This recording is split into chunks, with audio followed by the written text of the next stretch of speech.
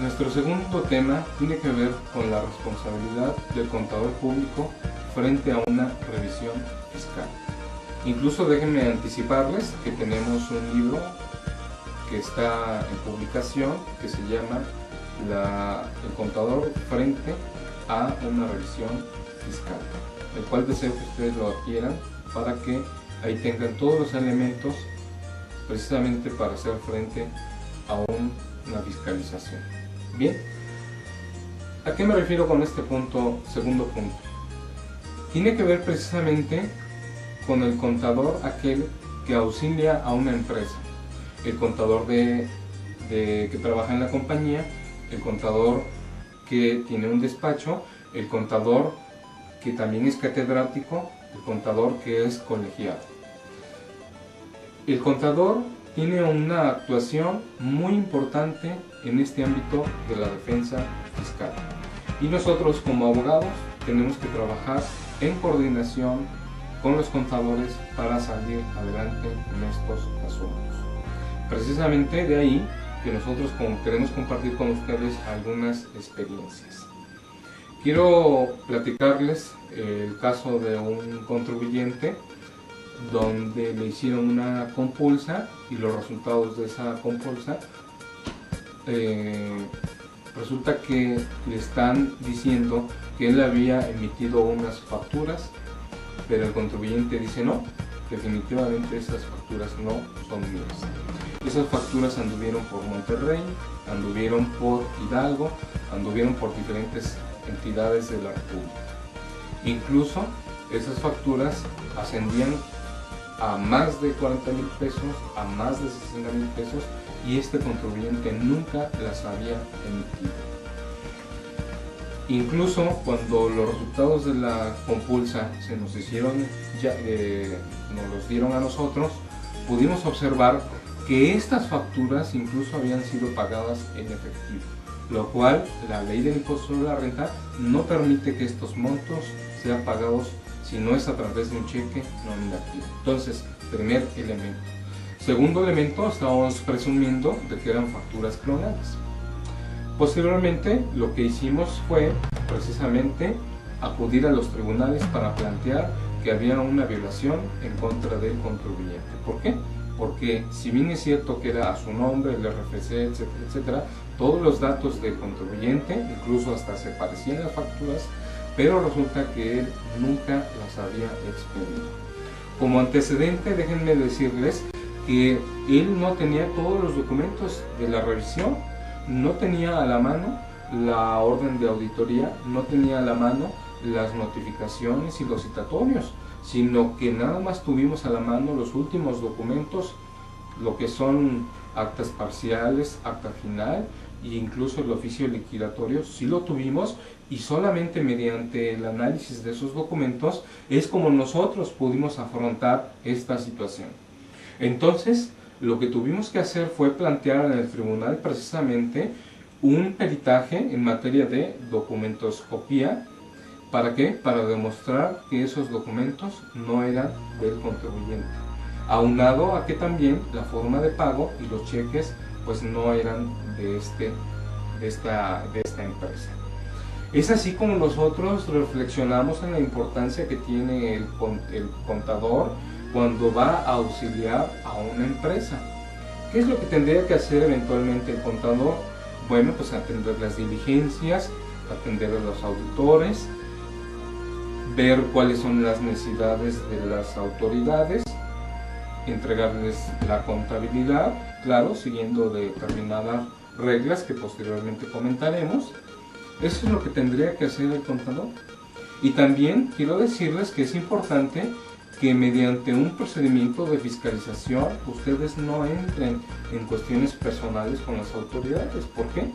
Porque hemos tenido casos donde, por ejemplo, el empresario que se siente lesionado se empieza a pelear con los auditores, se empieza a pelear con los jefes de los auditores, incluso con el administrador se empieza a pelear, el administrador de fiscalización, y esto, lejos de pasar de ser una actuación de funcionarios públicos, viene a trascender ¿a qué?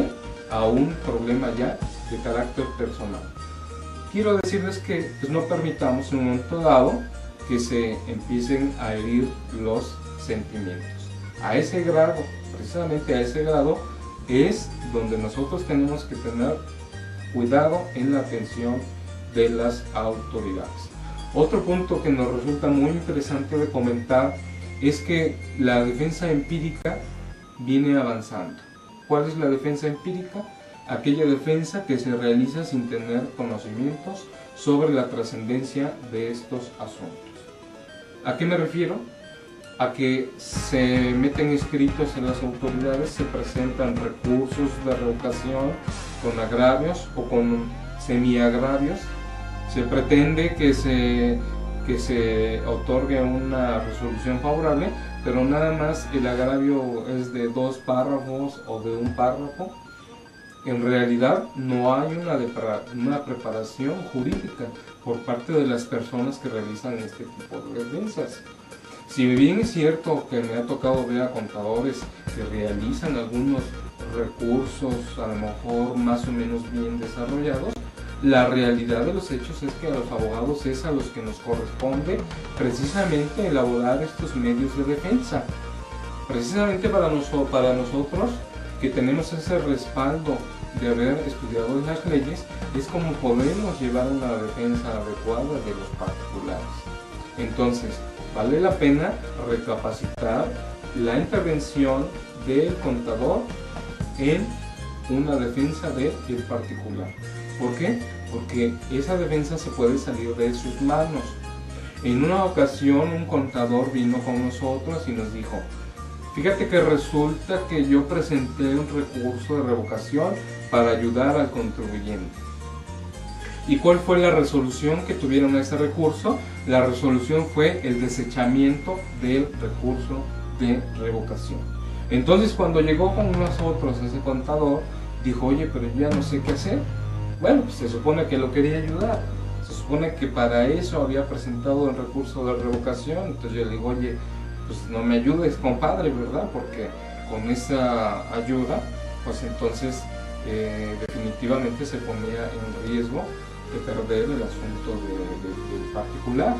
¿Qué es lo que tuvimos que hacer? Bueno, pues precisamente tuvimos que retomar el asunto, tuvimos que ventilarlo en el tribunal y tuvimos que hacer una serie de acciones precisamente para rescatar esos créditos que habían sido ya precisamente perdidos. Quiero decirles que en un asunto también en Guanajuato, una persona que vino con nosotros y nos dice: bueno, yo tengo un crédito importante, entonces yo quiero que me defiendas. Empezamos a analizar el expediente y ese crédito ya se le había dado a conocer, pues a lo mejor hace mucho tiempo. Entonces dijimos nosotros: pero no tenemos notificación de ese crédito, pues vamos a impugnarlo y vamos a señalar que apenas lo conocemos.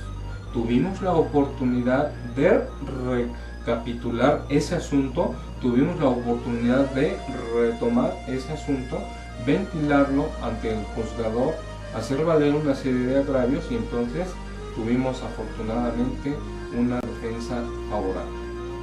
Entonces, vamos a puntualizar. Primero, evitar que el contador exclusivamente tome la atención de los asuntos si es que no tiene experiencia. Segundo, que se extravíen los documentos. Tercero, que se presenten escritos. Cuarto, que cuando se tengan los oficios de observaciones o la última acta parcial donde nos dan 20 días para aclaraciones, presentemos también promociones como si fuera una defensa ante el tribunal. Y no es así. Nos dice el Código Fiscal de la Federación que nosotros gozamos de 20 días para aclaraciones, exclusivamente para aportar pruebas si es que las tenemos. No es para presentar alegatos. Los alegatos se tienen que hacer valer ante los magistrados.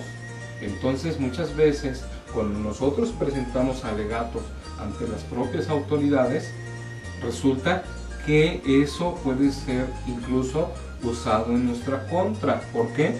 Porque estamos reconociendo a lo mejor que no teníamos la contabilidad, estamos reconociendo a lo mejor no haber presentado declaraciones estamos reconociendo que a lo mejor nos cambiamos de domicilio fiscal y no lo notificamos, estamos reconociendo que a lo mejor hicimos retenciones y que no las pagamos.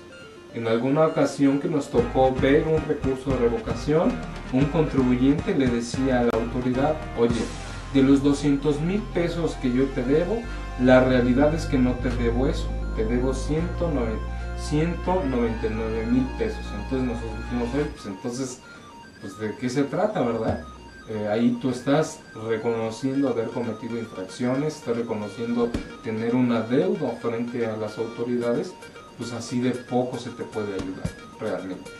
Entonces, tenemos que tener mucho cuidado cuando nosotros atendemos este tipo de asuntos que se pueden salir incluso de las manos. Y recuerde que la defensa fiscal profesional debe iniciar desde el primer acto que se lo notifica al empresario. Es decir, que me deja un citatorio, bueno, entonces en ese momento tomo el teléfono y le hablo al abogado, ¿qué hacemos? Y ya vamos a darle atención a todo el procedimiento. Y no como sucede cotidianamente, que el abogado se le habla, pero ya hasta el final, ¿verdad? Ya cuando el crédito está a punto de vencerse.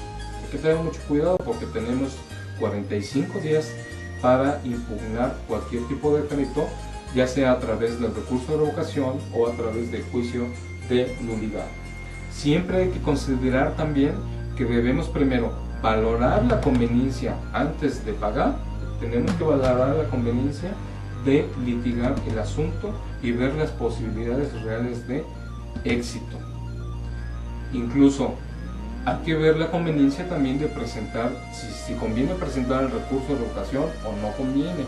¿Por qué? Porque como sabemos, ese recurso se presenta ante las propias autoridades y no siempre es conveniente presentarlo ahí.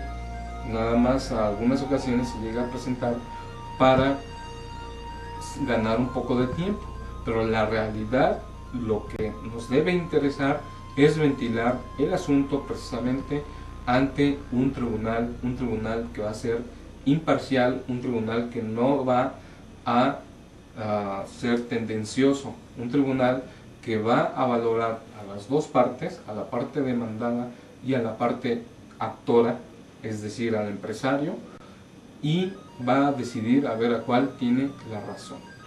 Entonces, hasta ahí les dejamos estos consejos respecto a la actuación que debe tener el contador y debe de tomar mucha conciencia, porque muchos jóvenes también están saliendo de las universidades y no tienen una especialidad en esta materia.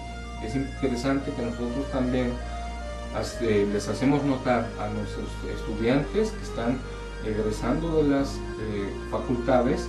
¿Para qué? Para que se abstengan de cometer actos que en poco pueden ayudar a los particulares, y sin en cambio sí lo que hagan es acudir con especialistas, con abogados profesionales para la atención de sus asuntos. Bueno, pues quiero agradecer a ustedes la oportunidad que me dan de compartir estos puntos que sin duda son muy interesantes y que deseo que verdaderamente reflexionemos sobre ellos, porque así podremos evitarnos un montón de problemas innecesarios. Nosotros estamos tan al alcance como del número telefónico, cuando ustedes así lo deseen, con toda confianza. Nos pueden hacer incluso consultas de manera gratuita, escribirnos por correo electrónico, hablarnos al celular, y etcétera, etcétera. Tener contacto de muy diversas formas.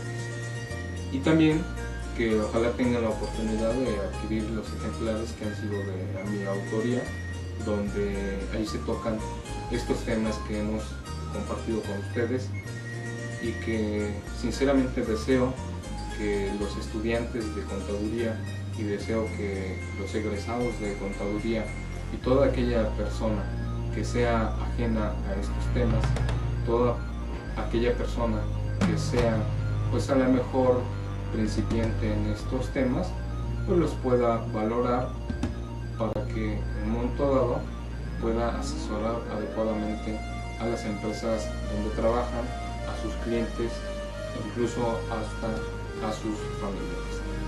Muchas gracias, son ustedes muy amables.